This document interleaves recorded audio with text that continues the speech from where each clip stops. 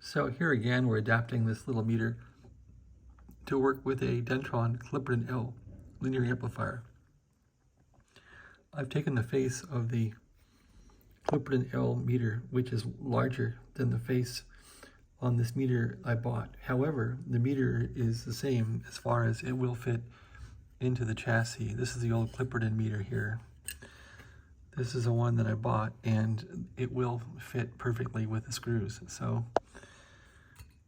it's a 0 to 1, I think, milliampere movement. So the trick now is to make the face work.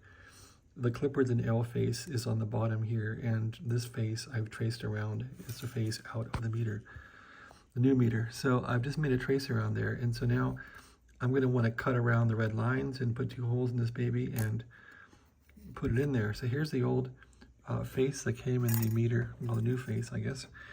And so I would like to make this Clipperton face look the same.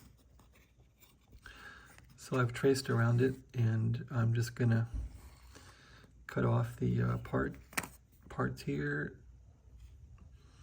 and put it in the meter, and that'll be that. So that'll cause the meter to be a Clipperton meter. So that's the story now.